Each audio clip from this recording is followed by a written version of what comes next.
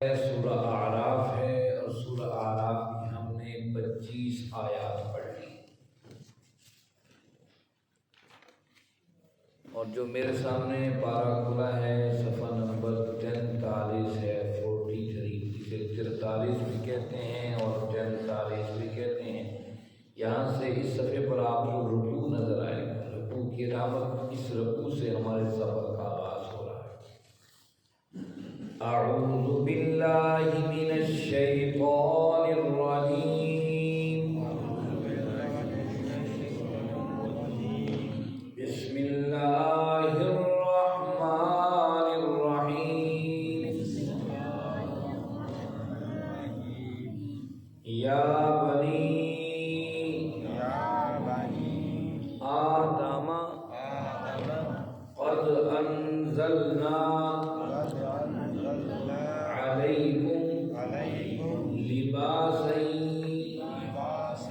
یواری سوآتکم وریشا ولباس التقوی ذالک خیر، ذالک من آیات اللہ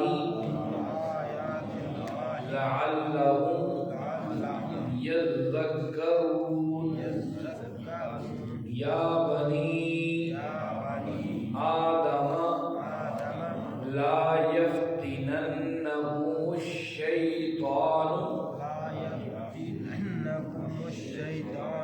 کما اخرج ابویکم من الجنۃ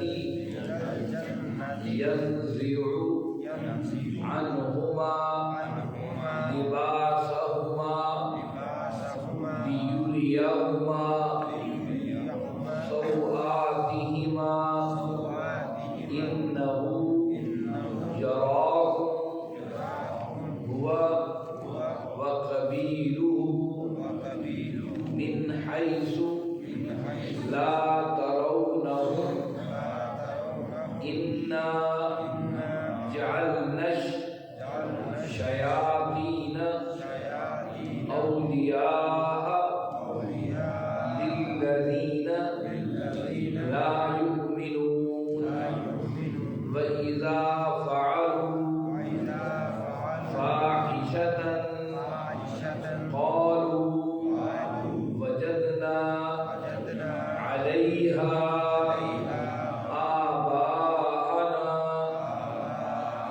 والله أمرنا بها قل إن الله لا يأمر بالفحشاء أتقولون على الله ما لا تعلمون۔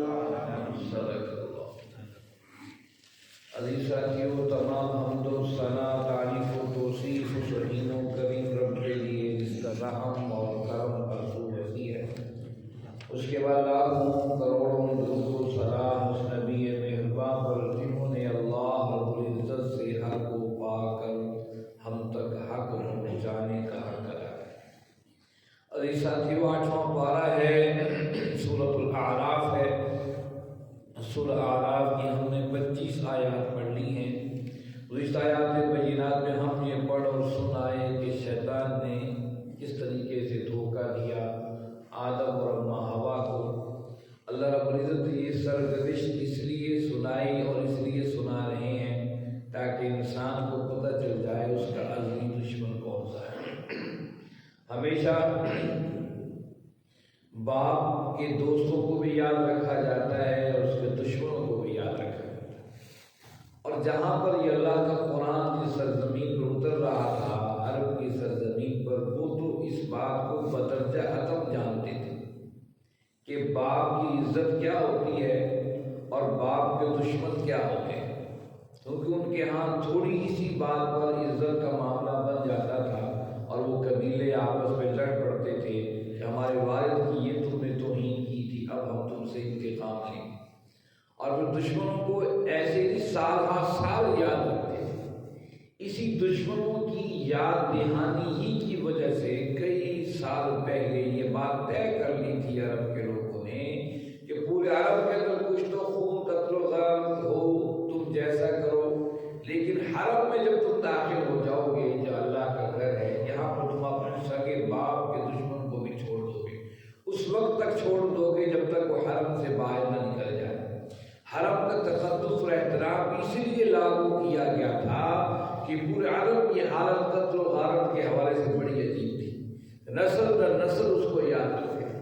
اس سے پہلی بات تو یہ تھی کہ یہ ساری باتیں ان لوگوں کو سنائی اور بتائی جا رہی تھی کہ تم اپنے باپ کے حوالے سے کتنے غیرت مند ہو، آؤ ذرا غیرت کے تقاضوں کچھ پیمانوں سے بھی ناپو کہ تمہارے باپ آدم کے ساتھ اور اماں ہوا کے ساتھ اس شیطان نے کیا کیا تھا، اور اب یہ شیطان کیا کرنا چاہتا ہے۔ شیطان اپنی روش سے نہیں ہٹا ہے، لیکن تم لوگ اپنے منزل سے ہٹ گئے ہو، جس طرح اپنے آباء و اجداد کی تعظیم کرتے ہو، ذرا آؤ اپنے باپ آدم اور اماں ہوا کو دیکھو۔ اس بنیاد پر شیطان سے وہی نفرت رکھو کہ تم اپنے قبیلے کے دشمنوں سے، اپنے باپ کے دشمنوں سے نفرت رکھتے ہو۔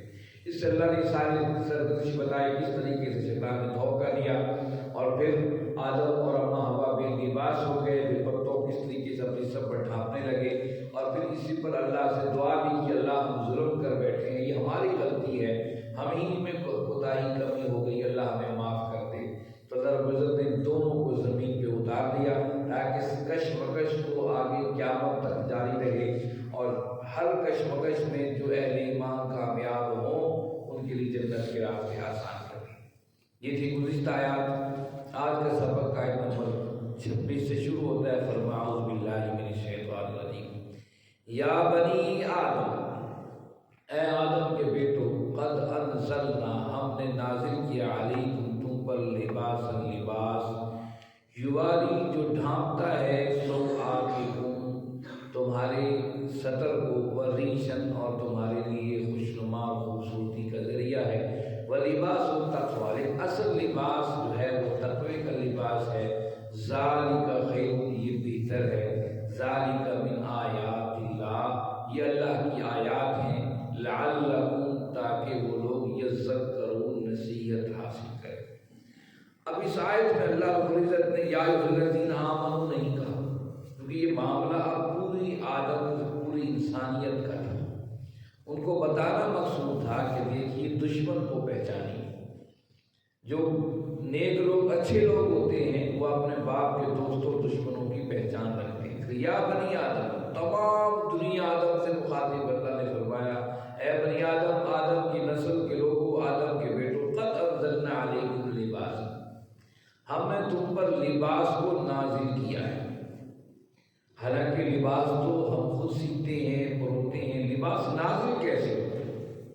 یہ بڑی سوچنے کی بات ہے۔ لباس تو ہم خود سیکھتے ہیں، اللہ نے یہ تو نہیں کہا کہ پلاسٹک کی چیزوں کو استعمال کر ہم نے اس کو نازل کیا ہے، ان چیزوں کو نازل کیا ہے۔ ایک کپڑا تو ہم خود بناتے ہیں، پہنتے ہیں۔ اللہ کہتا ہے انزلنا علیکم لباس، اللہ نے فرمایا ہم نے تم پر لباس کو نازل کیا ہے۔ اصل میں نازل کی ایک شکل الہام بھی ہے، کوئی چیز اللہ دل میں ڈال دیتے اس کو الہام کہتے ہیں۔ اور الہام کیا ہے؟ قرآن کا فَأَلْهَمَهَا فُجُورَهَا وَتَقْوَاهَا، ہم نے ہر انسان کے اندر یہ چیز ڈال دی ہے کہ وہ اللہ کے ڈر کو بھی جانتا ہے اور برائی کو بھی جانتا ہے، اچھائی کو بھی جانتا ہے، برائی کو بھی جانتا ہے۔ یہ فطرت نے اس کے اندر ودیت کر دی گئی۔ ہمارے ہاں جو تھیوریاں چلتی ہیں اور عجیب و غریب تصورات اور خیالات چلتے ہیں کہ انسان پتھر کے دور میں تھا اور پتھر سے پھر ترقی کرتا کرتا آج کی موجودہ شکل شباہت میں آیا، بہترین لباس اور بہترین گاڑیوں اور سواریاں ہیں۔ بعض نے کہا نہیں، انسان جانور تھا، جانور سے بنتا بنتا انسان کی شکل کے اندر آ گیا۔ لیکن قرآن کو پڑھنے سے پتہ چلتا ہے کہ پہلا آدم جو اللہ نے بنایا تھا وہ اندھیروں میں نہیں تھا، وہ فل روشنی میں تھا۔ اللہ نے کہا ہم نے ان کو آسمان سکھا دیے، کچھ چیزوں کے نام بتا دیے، گویا کہ وہ جاننے والا اور علم والا تھا انسان جب اس کی پیدائش ہوئی تھی۔ یہ علم نہیں تھا، یہ پتھر کے دور کا انسان نہیں تھا، یہ اپنے دور میں جدت جدید لحاظ سے، جدید معاملات اور ماحول کے لحاظ سے مکمل آراستہ اور پیراستہ ہے۔ اور دوسری چیز کہ اس کو فطرتاً شرم و حیا دے دی گئی۔ اس وقت شیطان نے بھڑکایا تو پہلا حملہ جو اس پر کیا، انہیں بے لباس کیا، اور سب سے پہلے تو بھوک کا خیال نہیں آیا، سردی گرمی کا خیال نہیں، سب سے پہلے انہیں شرم کا اور ستر کا خیال آیا اور اپنے جسم کو ڈھانپنے لگے۔ گویا کہ اس طریقے سے اللہ نے انسان میں چیزیں ودیت کی ہیں، شرم و حیا بھی اس کے اندر ودیت کیا ہے، اس لیے شرم و حیا جو ودیت کیا اس کو قرآن نے انزلنا کہا، الہام کہا۔ آپ دیکھ لیجیے دنیا بھر کے اندر خواہ کسی مذہب فرقے سے لوگ رکھتے ہوں تعلق، کسی انسان دور دراز میں چلے جائیے، فطرتاً انسان کی طبیعت یہ ہے کہ وہ اپنے جسم کو شرم کی جگہوں کو ڈھانپے۔ اس لیے اللہ نے کہا قد انزلنا علیکم لباس، مسلمان ہے یا نہیں، فطرت تقاضا یہ ہے کہ لباس کو ڈھانپے۔ اب جسم اس زمانے میں جب یہ قرآن اتر رہا تھا، اس وقت عرب کے اندر جو سب سے بری اور بدترین رسم تھی وہ یہ تھی کہ وہ رب کے گھر کا جو طواف کرتے تھے وہ ننگے ہو کر کرتے تھے۔ اچھا، حالانکہ بڑے عجیب قسم کے لوگ تھے، کئی واش روم جانا بیٹھنا ہوتا تو سریعام رستے پر بیٹھ جاتے تو کوئی شرم و حیا کا تقاضا نہیں، لیکن لباس زیبتن کرتے تھے، اچھے سے اچھے لباس ان کے مرد بھی پہنتے تھے، عورتیں بھی پہنتی تھی۔ لیکن جب رب کے گھر کا طواف کرتے تھے تو قریش کے لوگوں کے دماغوں میں یہ بات ڈال دی تھی کہ چونکہ تم حرام کماتے ہو، لڑتے ہو، قتل و غارت کرتے ہو، اور حلال قریش کے لوگ کماتے ہیں، تجارت کرتے ہیں، اسے حلال کے پیسوں سے خریدا ہوا لباس یا حلال لباس پہن کر ہی تمہارا حج ہو سکتا ہے۔ اس لیے وہ لوگ آتے تھے، قریش سے کپڑے خرید کر پہنتے تھے اور اسے عمرہ یا حج طواف وغیرہ کرتے تھے۔ اس کے علاوہ جب کسی کے پاس وسائل نہیں ہوتے تھے قریش سے کپڑا خرید سکے تو وہ پھر کیا کرتے، ننگے ہی طواف کرتے تھے۔ وہ کہتے تھے اللہ نے ہمیں فطرت میں پیدا کیا تو رب کو اور ہمارے درمیان کیا شرم ہے، جب اللہ نے پیدا ہی ننگے کیا ہے تو اس وقت شرم نہیں، اب کیا شرم ہے۔ اس نیت کے ساتھ وہ طواف کرتے تھے۔ اللہ رب العزت نے اسی کی طرف اشارہ کیا، بنی آدم یہ کیا طریقہ ہے تمہارا، ماضی کو دیکھو، شیطان نے جو پہلا حملہ کیا تھا سب سے پہلا حملہ ہی شرم و حیا پر کیا تھا اور تم بے لباس کر دیا تھا۔ اب بھی وہی روش، تم بے لباس ہو کر رب کے گھر کا طواف کر رہے ہو، جبکہ انزلنا علیکم لباسا، جبکہ اللہ نے اس کو نازل کیا لباس، تمہاری فطرت اور ودیت، فطرت کے اندر ودیت کر دیا، یواری سوآتکم، جس سے تم ڈھانپتے ہو اپنے جو لباس سے اپنے شرم و ستر کی جگہ۔ سوآت کہتے ہیں ستر کو۔ ستر کیا ہے، مرد کا ستر کیا ہے، یہ ناف سے لے کر گھٹنے تک کا، یاد رکھیے یہ ستر ہے، یہ ڈھانپنا مرد کا لازم اور فرض ہے، ناف سے لے کر گھٹنوں تک کا حصہ۔ انسان اب دیکھیے بعض لوگ ہم دیکھتے ہیں جو جدید ہوائیں چل رہی ہیں یورپ اور مغرب میں لوگوں کو دیکھا ہے، وہ آدھے جناب 6 مہینے میں آدھے گھٹنوں سے اوپر جناب واک کر رہے ہوتے ہیں۔ گرمیوں میں آپ کو نظر آئیں گے بعض، یہاں نہیں تو ساہیوال میں نظر آ جائیں گے، وہاں نہیں تو کوئی اور نظر، اسلام آباد جیسے شہر میں جائیں آپ کو نظر آ جائیں گے۔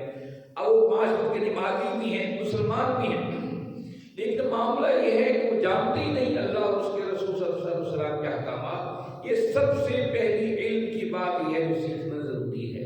ستر کیا ہے، مرد کا ناف سے لے کر گھٹنوں تک کا ستر ہے، یہ حصہ اگر ظاہر ہو جائے تو آپ ننگے ہیں، گھٹنے نظر آ جائیں تو بھی آپ ننگے ہیں، ناف سے نچلا حصہ نظر آ جائے تو بھی آپ ننگے ہیں، چاہے آپ نے سارا جسم ڈھانپا ہوا ہو، آپ ننگے ہیں۔ اسلام اس حد تک سکھاتا ہے ستر اور شرم و حیا۔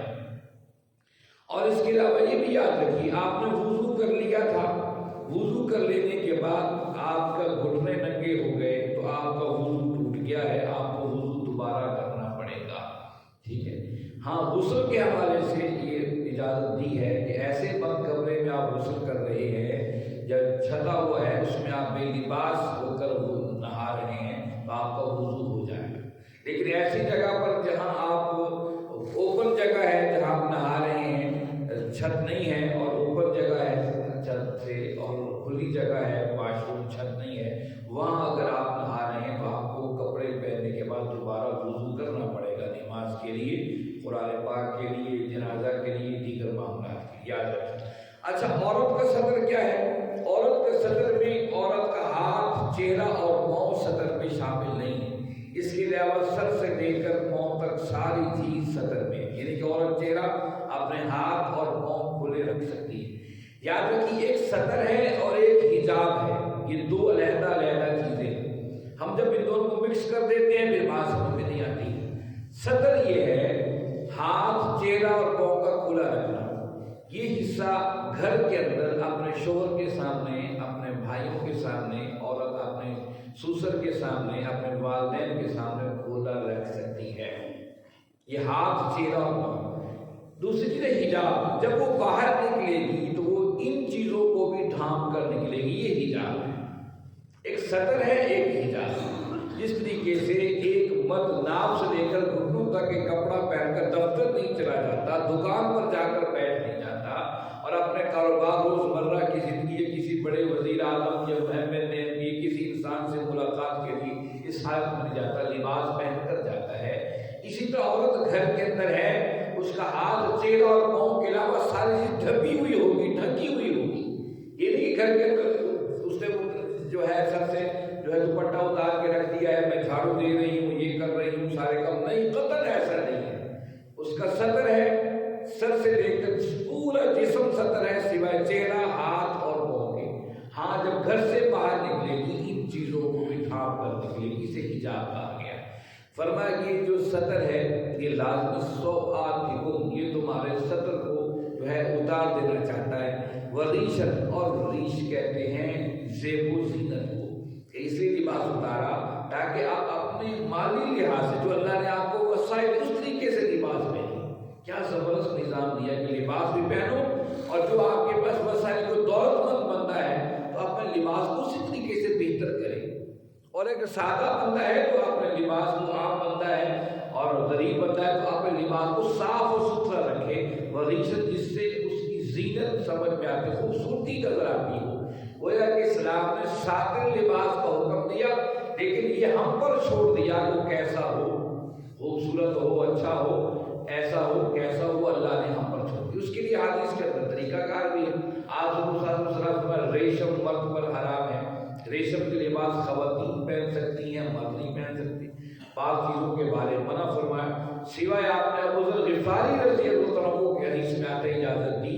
ان کو جوئیں پڑ گئی تھی یا کوئی معاملہ تھا، بارگاہ رسالت میں آئے تھے، اللہ کے نبی صلی اللہ علیہ وسلم نے ریشمی لباس پہننے کی اجازت دے دی۔ عمر فاروق رضی اللہ عنہ نے اپنے زمانہ میں ان کے بیٹے کو وہ لباس پہنے دیکھا تو آپ غصے ہو گئے، کہا کہ عمر ہمیں تو اجازت دی، کہ فرمایا تمہارے والد کو اجازت دی گئی تھی، وہ پہن سکتے، اس کے علاوہ کوئی اور نہیں پہن سکتا ہے۔ تو ریشم کو اللہ اور اس کے رسول نے حرام قرار دیا ہے، اس کی ریشمی لباس۔ اچھا، ہمارے ہاں جو سلکی لباس، سلک ریشم کو کہتے ہیں۔ اب کیا ریشم تو بڑا مہنگا اور بڑا جو ہے کاسٹلی ہوتا ہے، اب کیا کیا ریشم کے مقابلے میں ایسے لباس ایسے دھاگا آ گیا ہے جو ایک بظاہر کپڑا سلکی لگتا ہے، اس سلکی لباس سے جو بچنا چاہیے، لیکن بہرحال منع ریشم کو ہی کیا گیا۔ آج وہ لباس التقویٰ، لیکن اصل چیز یہ ہے کہ دل اور دماغ کے اوپر تمہارے جو ہے وہ چیز لباس ہونا چاہیے، اس میں شرم و حیا ہونی چاہیے۔ جسم تو ہے، کپڑے تو ڈھانپ لیں، لیکن جب تک آپ کا دل شرم و حیا کے ساتھ جڑا نہیں ہوگا، وہ لباس التقویٰ، سب سے بہترین لباس تقوی کا لباس، جب تک دل شرم و حیا سے لبریز نہیں ہوگا، آپ کی نگاہیں شرم و حیا سے لبریز نہیں ہوں گی، آپ کے معاملات شرم و حیا سے لبریز نہیں ہوں گے، تو کپڑے پہنے اور نہ پہنے برابر ہے۔ یعنی کہ ایک انسان ہے دل میں شرم رکھے، لیکن جو ہے شرم بے شرمی رکھے اور بے شرمی کام کرے، جسم بڑا اس نے سنبھال کے رکھا وہ پردے میں ہو، ایسی اللہ کو شرم و حیا نہیں چاہیے۔ اللہ نے کہا جسم تو ڈھانپنا ہی ڈھانپنا، لیکن اصل چیز لباس التقویٰ ہے، اللہ کے ڈر کے ساتھ جسم اب کو ڈھانپے، اس کے دل میں بھی حیا ہو اور آنکھوں میں بھی حیا ہو۔ اب دیکھیے حیا کے پیمانے کیا زبردست ہیں۔ اللہ کے نبی صلی اللہ علیہ وسلم تشریف فرما ہے، اب عائشہ رضی اللہ عنہ اس حدیث کی راوی ہیں، فرماتی ہیں کہ اللہ کے نبی صلی اللہ علیہ وسلم تشریف فرما تھے، ابو بکر آئے رضی اللہ عنہ، آپ ایسے ہی بیٹھے رہے، پھر عمر فاروق آئے، آپ ایسے ہی بیٹھے رہے، دروازہ کھٹکا، پوچھا کون؟ کہا عثمان۔ آپ سب سیدھے ہو کے بیٹھ گئے اور اپنے کپڑوں کو پنڈلی کچھ نہیں کی تھی ان کے اوپر بھی کپڑا ڈال دیا، آپ سیدھے ہو کے بیٹھ گئے۔ جب یہ کرنے جس کام کے لیے آئے تھے کر کے چلے گئے تو معاشت نکل رضی اللہ عنہ پوچھا یا رسول اللہ صلی اللہ علیہ وسلم میرے والد آئے تو آپ ایسے ہی بیٹھے رہے، عمر فاروق آئے ویسے ہی بیٹھے، عثمان آئے تو آپ نے اپنے جسم کے کپڑے کو بھی سیدھا کیا، سیدھے ہو کے بیٹھ گئے، پھر عثمان کو آنے کی اجازت دی۔ آپ الحیاء بالعثمان، عثمان ایسے حیا والے ہیں، ایسے حیا والے ہیں، اللہ کو ان کا حیا بڑا پسند، بڑے با حیا۔ اگر میں ایسے بیٹھ رہا تو شاید وہ گفتگو ہی نہ کرتے، نظر جھکا کے بیٹھ ہی رہے، اور ایسے حیا والے تھے، کہتے کبھی وہ ننگے نہائے ہی نہیں تھے، اور ایک روایت میں تک کبھی نہ اپنے شرمگاہ کو دائیں ہاتھ سے چھوا تک نہیں تھا، ایسے شرم و حیا والے تھے، بہت زیادہ شرم و حیا۔ اور اللہ کے نبی صلی اللہ علیہ وسلم جن افراد کی تربیت کی جو سب کے سب شرم و حیا والے تھے، آپ شرم و حیا کا اندازہ اس بات سے لگا لیجیے کہ اللہ کے نبی صلی اللہ علیہ وسلم کی دنیا سے تشریف لے جانے کے بعد فتوحات کا آغاز ہو گیا، اسلام آگے بڑھتا چلا جا رہا ہے، فتوحات ہوتی چلی جا رہی ہے، اسلامی لشکر کبھی ایران کے دروازے پر کبھی عراق کے دروازے پر دستک دے رہا تھا، اور اس ساری جو آج نظر آتی ہیں ایران، یہ عراق، یہ مصر، یہ شام میں نظر آتے ہیں، یہاں پر اسلام کے جھنڈے لہرائے جا رہے تھے۔ تو عمر فاروق رضی اللہ عنہ کا زمانہ تھا کہ مصر کے دروازے پر مجاہدین نے، اسلام کے مجاہدین نے گھیرا تنگ کر دیا۔ اب مصر کے لوگوں نے دروازہ بند کر دیے قلعے کے۔ مصر کے لوگ جو تھے بڑے حسین و جمیل ہیں، آج بھی ان کا حسن و جمال مشہور ہے، یوسف علیہ السلام و تسلیم کا علاقہ ہے، اور اس وجہ خوبصورتی بھی ان کے اندر بڑی ہے۔ تو مصر کے لوگوں نے یہ طے کیا کہ ہم ان کا مقابلہ نہیں کر سکتے مسلمانوں، تو مقابلہ کرنے کا ایک ہی طریقہ ہے جو ہم ہر جگہ آزماتے ہیں، قلعہ بند ہو جاؤ اور گھر میں جو ہمارا آٹا روٹی پانی جو اسے خرچ کرو اور کھاؤ پیو، کچھ عرصے کے بعد خود ہی اٹھ کے چلے جائیں۔ اگر یہ نہ اٹھے تو ہم دیکھیں گے کہ ہمارا کھانا پینا ختم ہو رہا ہے، ہم دروازے کھول دیں گے، لیکن دروازے کھولنے کا طریقہ یہ ہوگا جو ہماری خوبصورت ترین عورتیں ہیں وہ آدھا لباس پہن کر راستے میں کھڑی ہو جائیں گی، تو وہ لوگ بھول جائیں گے فتوحات کو، عورتوں کو دیکھ کر وحشی ہو جائیں گے اور ان کو چیرنے پھاڑنے لگ جائیں گے اور غلط کاموں میں ہو جائیں گے، پھر ہم ان پر حملہ کریں گے، انہیں مار ڈالیں گے اور ہمارا مصر ہمارے پاس رہے گا۔ یہ ان کی پرانی روایتیں چلی آ رہی۔ اب انہوں نے قلعے بند ہو گئے، یہاں اہل ایمان ان کے سامنے بات چیت کرنے کی، ہم تم سے نہیں لڑیں گے، ہم تو بند رہیں گے، جاؤ چلے جاؤ۔ آخر کھانا پینا ختم ہو گیا تو انہوں نے وہی ترتیب استعمال کی کہ قلعے کے دروازے سے لے کر جو دارالحکومت کا مین محل تھا وہاں تک دونوں طرف عورتوں کو کھڑا کر دیا، رنگی عورتوں کو کھڑا کر دیا۔ انہوں نے کہا جی ٹھیک ہے آپ آئیں، ہم آپ مصر آپ کے حوالے کرتے ہیں۔ اب ان کا خیال یہ تھا یہ عرب کے بدبو دیہاتی بھوکے افلاس اور جانوری قسم کے لوگ ہیں، یہ تو ٹوٹ پڑیں گے عورتوں پر، لیکن جو ہی اندر داخل ہوئے صحابہ نے اپنی نگاہوں کو جھکا لیا۔ جب آخری صحابی قلعے میں داخل ہونے لگا تو ایک عورت نے پکارا، اس نے کہا تم انسانوں کو جنہوں کو دیو، تم نے ایک نگاہ ہم پر اٹھا کے نہیں دیکھی ہے، ہم بے لباس ہیں، حسین و جمیل ہیں، جسم ہمارے تمہارے سامنے ظاہر ہے، تم سے کسی نے بھی نگاہ اٹھا کر نہیں دیکھی۔ اس صحابی نے کہا ان نگاہوں نے آقا کریم صلی اللہ علیہ وسلم کا حسن دیکھ لیا ہے، ابھی نگاہیں کسی پر نہیں اٹھتی۔ انہوں نے فوراً کہا کہ پھر ہمیں خدا را ان ظالموں سے بچاؤ، ہمیں اپنی پناہ میں لو، ہم اسلام قبول کر دی۔ یہ شرم و حیا اس امت کا زیور تھا، لیکن افسوس کی شرم و حیا کو آج بھی شیطان اس کو بے لباس کرتا چلا جا رہا ہے۔ فرمایا ذالک خیر، یہ بہترین ہے جو تقوی کا لباس ہے کہ دل بھی تمہارا پاکیزہ ہو، روح بھی تمہاری پاکیزہ ہو۔ ذالک من آیات اللہ، یہ جو لباس ہے یہ اللہ کی نشانیوں میں سے ایک نشانی ہے۔ لعلہم یذکرون، تاکہ تم اس سے نصیحت حاصل کرو۔ اس سے نصیحت کیا ہے؟ شیطان آج بھی اس کو بے لباس کرنے لگا ہوا ہے۔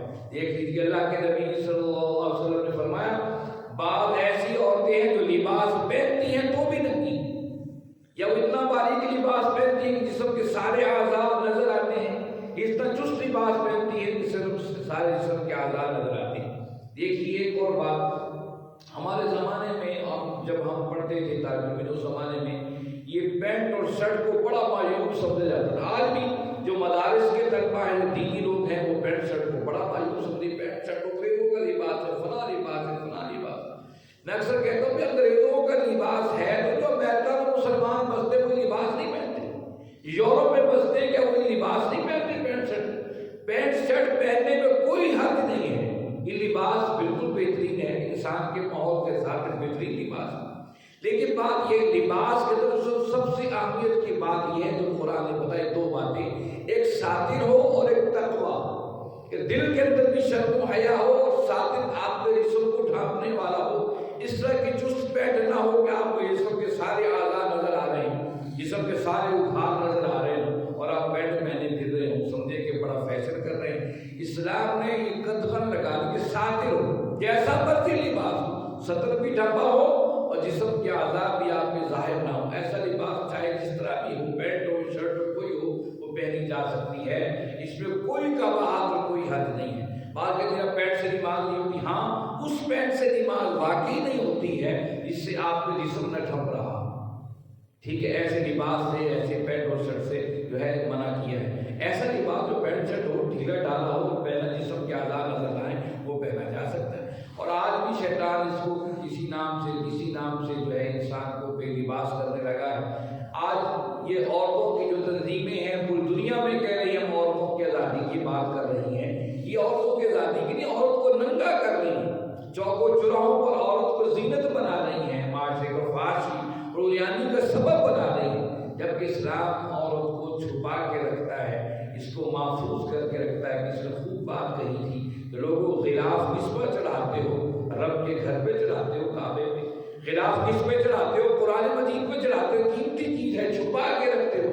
اللہ نے عورت کو بھی، اس حدیث کو بھی قرآن کی طرح کعبے کی طرح چھپا کر رکھا جائے پردوں کے اندر، عورتیں پردوں میں رہیں گی، شرم و حیا معاشرے کے اندر جو ہے وہ بڑھے گا۔ کہا ذالک من آیات اللہ، یہ اللہ کی آیات ہیں، اللہ کی نشانیاں ہیں لباس کی، لعلہم یذکرون، جس سے تم نصیحت حاصل کرو، جس سے کہ وہ نصیحت حاصل کرے۔ بنیادی طور پر یہ ان کو بات بتائی جا رہی جو ننگے ہو کر خانہ کعبہ کا طواف کرتے تھے اور قیامت تک کے لیے بنی آدم کو مخاطب کر کے آدم سنو، جہاں کسی مذہب فرقے مسلک سے تعلق رکھتے ہو، شیطان تمہارا سب سے بڑا دشمن ہے۔ اور مزے کی بات تورات میں بھی یہ تذکرہ موجود ہے، انجیل کے اندر بھی یہ بات موجود ہے، آدم اور اماں ہوا کی اس کہانی کا تذکرہ موجود ہے۔ گویا کہ اللہ نے بتایا کہ انسانوں سنو، یہ تمہیں بے لباس کر دینا چاہتا ہے شیطان، آج بھی اسی حملہ کر رہا ہے، بے شرمی بے حیائی پھیلا رہا ہے، اگر اس سے بچو گے تو کامیاب ٹھہرو گے۔ آج ایک ہی آیت کا ہم انشاءاللہ یہاں پر تذکرہ آئندہ پڑھیں گے۔ میرے بھائیوں، آؤ اپنی زندگی میں خیر کو لے کر آؤ۔ شرم و حیا انسان کا بہترین زیور ہے۔ اللہ کے نبی صلی اللہ علیہ وسلم نے ارشاد فرمایا، شرم و حیا اتار دی، اب چاہے وہ لباس اتار کے پھرے یا پہن کے پھرے، اس کے لیے ایک ہی برابر ہے۔ تو یہ بے حیائی یہ ایمان سے دور کرتی ہے اور حیا ایمان کے قریب کرتی ہے۔ اس دل کے اندر بھی حیا ہو۔ آج تک ہم کچھ عرصہ پہلے دیکھتے ہیں کہ ہم ٹی وی بھی جو تھے دیکھتے، ہمارے زمانے میں black and white T V ہوتا تھا، کلر تو ہوتا نہیں تھا۔ ہمیں خود اپنا یاد ہے جب کبھی ایسا ہوتا کوئی ہم نے کو پروگرام دیکھنا تو چھپ کے دیکھتے کہ والدین نہ دیکھ رہے ہوں گے۔ ایک حیا تھا کہ ماں باپ کے ساتھ بیٹھ کر ٹی وی نہیں دیکھنا ہے۔ لیکن آج دیکھیے بہن بھائی سب اکٹھے بیٹھے ہوئے ہیں، فیملیاں اکٹھی بیٹھی ہوئی ہیں، اور جو کوئی ڈراموں پہ آ رہا ہے وہ ہم اپنے معاشروں میں پھیلتا ہوا دیکھتے ہیں۔ یہ بھی شرم و حیا کا تقاضا ہے، ہم اپنے نگاہوں کے ساتھ دل کے اندر بھی حیا رکھیں، جو کچھ ہم کریں اس میں حیا ہو، اور حیا ہی انسان کو باادب بھی بناتا ہے اور ایمان کی صلاحیتیں بھی دیتا ہے۔ اللہ رب العزت سے دعا ہے، اللہ رب العزت